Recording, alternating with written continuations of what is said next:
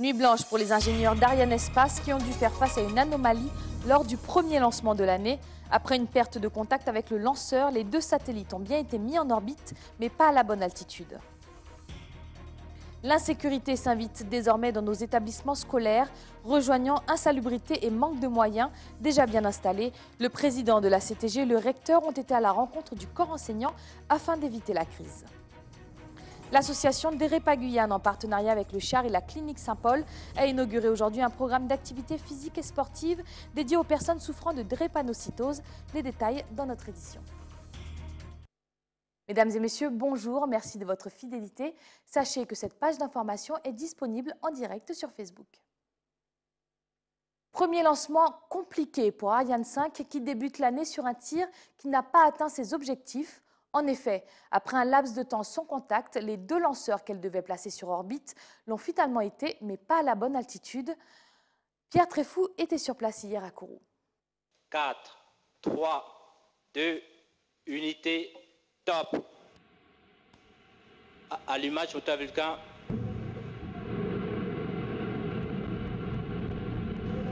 Allumage EAP. Une rentrée difficile pour le groupe Ariane Espace. Malgré un décollage d'Ariane 5 réussi hier soir, la mise en orbite des 2 satellites de communication s'est faite au mauvais endroit. Peu après l'opération de mise en orbite, le PDG d'Ariane Espace a annoncé depuis la salle Jupiter du centre spatial de Kourou qu'une anomalie avait été détectée.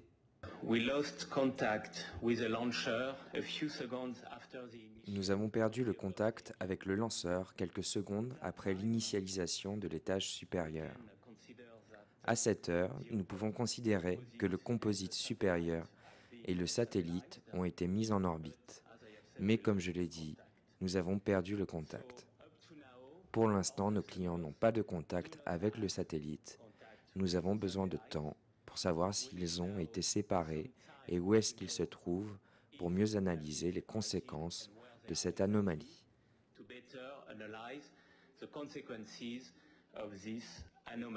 Les 2 satellites de communication appartiennent à des opérateurs luxembourgeois et des Émirats arabes unis. Le satellite luxembourgeois est aujourd'hui en bonne santé. L'opérateur des Émirats n'a pas encore communiqué sur l'état de santé de son satellite. Je veux présenter mes plus profondes excuses à nos clients qui nous ont fait confiance une fois de plus. Nous savons qu'il n'y a pas de lancement sans risque. Nous savons que ces lancements sont toujours difficiles. Et ce soir, Ariane 5 a eu une anomalie. Ariane Espace espère toutefois un futur repositionnement des satellites au bon endroit grâce à leur système de propulsion. La société qui commercialise le lancement a déclaré que les dernières nouvelles étaient rassurantes après de fortes inquiétudes. Retour sur la terre ferme où les établissements scolaires sont au bord de la crise. Afin d'empêcher la grève du lycée Jean-Marie Michotte et l'effet boule de neige qui s'ensuivra, le président de la CTG et le recteur ont tenu ce matin une réunion en urgence. Jonathan Lariot a assisté aux échanges. Il y a moins d'une semaine, une enseignante du lycée Michotte s'est fait agresser durant un cours au complexe sportif Jean-Claude Lafontaine. À cela s'ajoute une diminution des personnels de vie scolaire.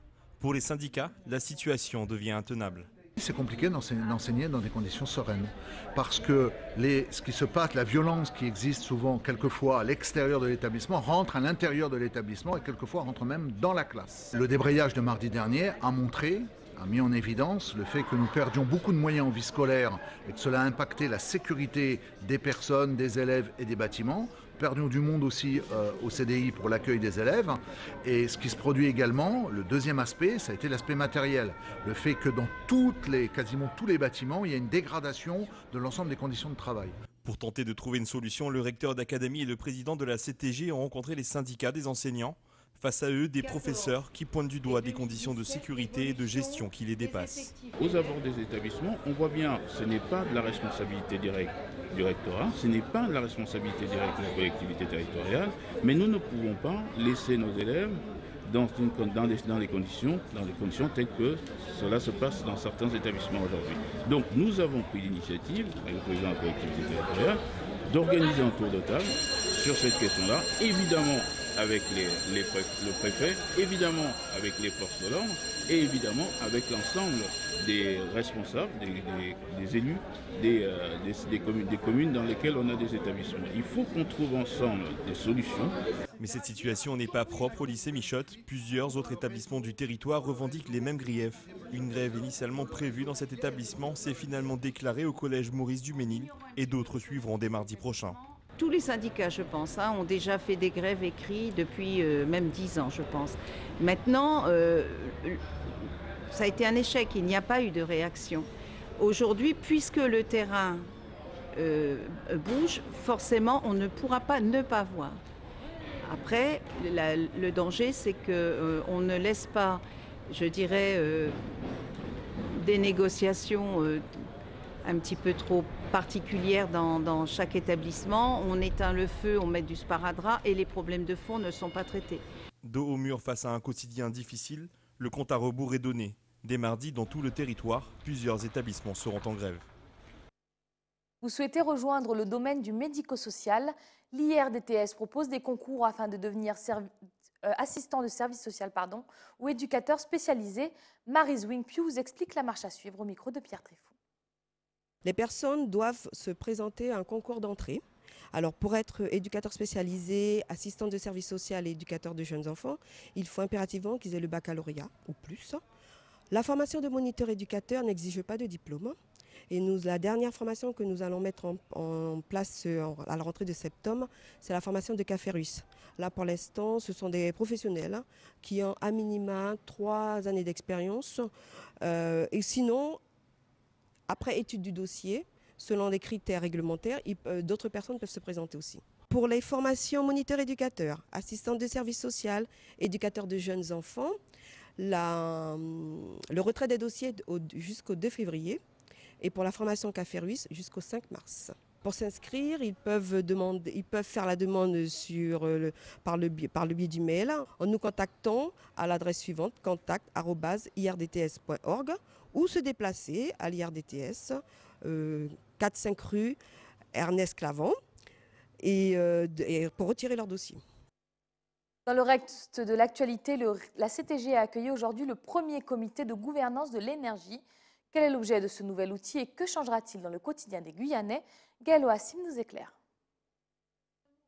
La collectivité territoriale et l'État ont procédé à leur jonction en matière d'énergie. En effet, ce matin se tenait la première rencontre sur la gouvernance de l'énergie en Guyane, faisant suite au plan pluriannuel de l'énergie, déjà déployé depuis 2 ans dans le département. Ce nouveau comité de gouvernance voit l'entrée de partenaires comme EDF et de l'ADEME. Aujourd'hui, il nous a paru nécessaire, en 2018, au moment où nous allons aborder la révision de la PPE, au moment où il nous faut mettre en place la PPE, d'élargir, d'ouvrir à d'autres acteurs qui ont des missions de service public, d'ouvrir également à d'autres acteurs qui collaborent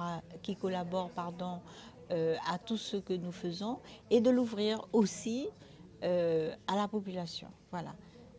Dans le cadre de cette nouvelle gouvernance que nous mettons en place, dans le cadre de cette politique de concertation, avec tout un chacun, nous savons que le problème de l'accès à l'énergie est un problème important. Donc nous avons mis en place différentes instances pour pouvoir articuler cette concertation et puis articuler entre nous l'information également. Dans le cadre de cette nouvelle gouvernance sur l'énergie, l'entreprise EDF entend bien apporter ses lumières sur la gestion technique de ce comité. La CTG et l'État ont fixé le cap au travers de la PPE et ont dit quels étaient les objectifs en matière d'énergie qu'on se fixait pour la Guyane.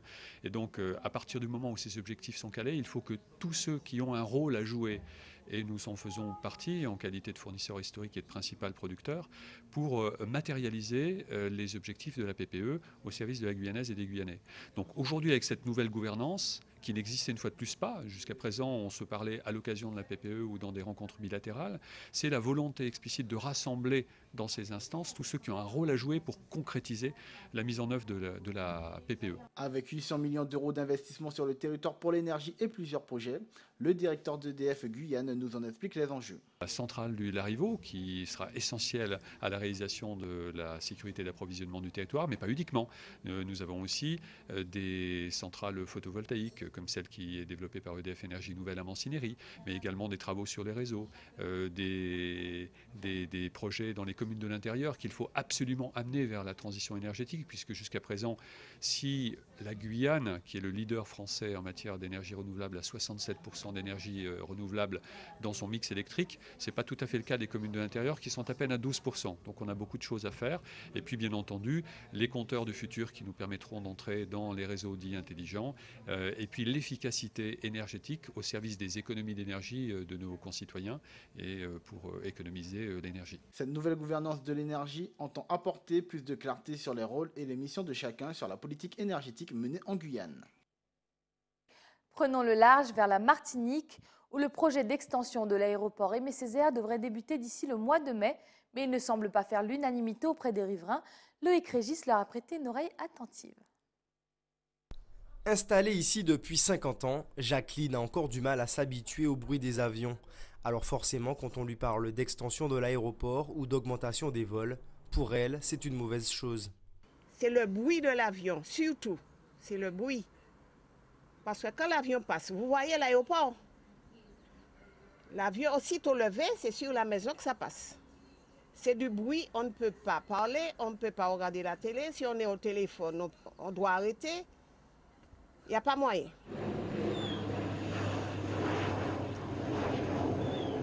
Un sentiment que partage également sa voisine. Les nuisances sonores sont difficiles à vivre pour Geneviève au quotidien. Ça nous fait une grande quantité, environ près d'une dizaine. Hein, parce que vous avez tous les petits à tout instant, quoi. Surtout la nuit, c'est dérangeant. La journée encore, mais la nuit, c'est très difficile quand on dort et surtout quand on a déjà un certain âge et que l'avion vous réveille au milieu de la nuit, c'est pas facile de reprendre le sommeil. Mais au quartier Bac, toutes les voix ne s'élèvent pas contre le projet d'agrandissement. Le chantier doit démarrer en mai 2018 et aboutir en 2020. Une perspective de développement pour la Martinique. Quand on entend le nombre de chômeurs que nous avions sur l'île, je suppose qu'effectivement, pour les jeunes qui arrivent sur le marché du travail, ça peut être un argument qui serait très bon, ne serait-ce que pour les jeunes et pour leur évolution future. Ça ne me dérange pas. Il ne va pas déranger moi, parce qu'il nous a habitués et toujours même bruit, toujours pas de petit bruit qui d'autres bruits. Ça va donner à la Martinique un développement, quoi. Parce que l'extension de l'aéroport, ça va permettre plus d'avions, plus de tourisme. Et puis, finalement, personne ne sera gêné de cette affaire, quoi. À terme, ce sont près de 20 000 mètres carrés supplémentaires qui vont être rajoutés à l'aéroport Aimé Césaire. Des infrastructures qui répondent à une hausse de la fréquentation de la destination Martinique sur les dernières années. Direction la Guadeloupe, où a été dévoilé le tout nouveau plan départemental d'action pour le logement et l'hébergement des personnes défavorisées. Le détail avec Anne-Elisabeth Artsen et Moïse Dexter. Le nouveau plan départemental d'action pour le logement et l'hébergement des personnes défavorisées a été présenté cet après-midi au conseil départemental sous l'égide du préfet de Guadeloupe. Effectivement, il y a un certain nombre de personnes dites défavorisées qui ont besoin d'être logées ou hébergées. Donc c'est tout l'objet de ce plan, c'est d'identifier ces publics en difficulté, qui sont en difficulté pour différentes raisons, difficultés sociales liées par exemple au chômage, mais aussi quelquefois des difficultés de santé. Ça peut être des personnes seules, ça peut être des personnes étrangères en situation irrégulière. Donc pour un certain nombre de raisons, nous avons des publics en difficulté, des publics fragiles. Et il appartient à la puissance publique de s'en occuper. Et c'est tout l'objet de ce plan, c'est comment peut-on faire pour que ces personnes, certaines aussi sont dans des habitats insalubres, eh bien, puissent trouver d'abord un hébergement, mais de façon plus directe, un logement pérenne. Et ce n'est pas facile parce qu'il ne suffit pas de trouver un logement vacant chez un bailleur social.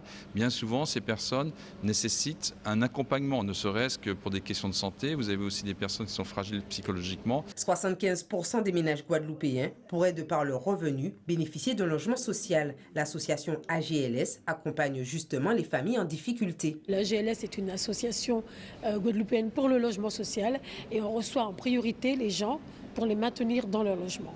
Et maintenir une personne dans son logement était devenu une chose excessivement difficile parce que le contexte est difficile. Les gens ont des loyers de plus en plus chers et ont des salaires de plus en plus bas, malheureusement. J'espère qu'aujourd'hui, on va pouvoir mettre en place des lois, qu'on va pouvoir discuter ensemble pour voir qu'est-ce qu'on met en place, parce qu'on ne peut pas rester comme ça. Nous recevons, pour vous donner, je disais tout à l'heure, dans une semaine, j'ai reçu 5 familles qui étaient expulsées.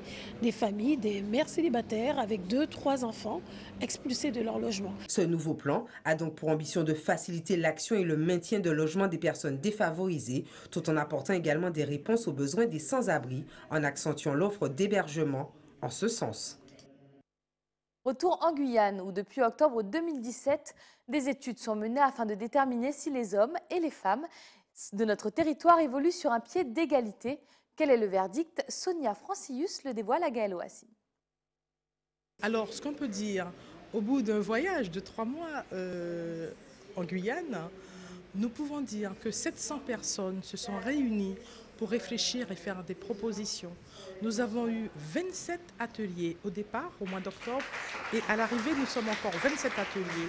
Les ateliers ont tous produit et les acteurs étaient de tous les âges, parce que la question de l'égalité intéresse les personnes de tous les âges.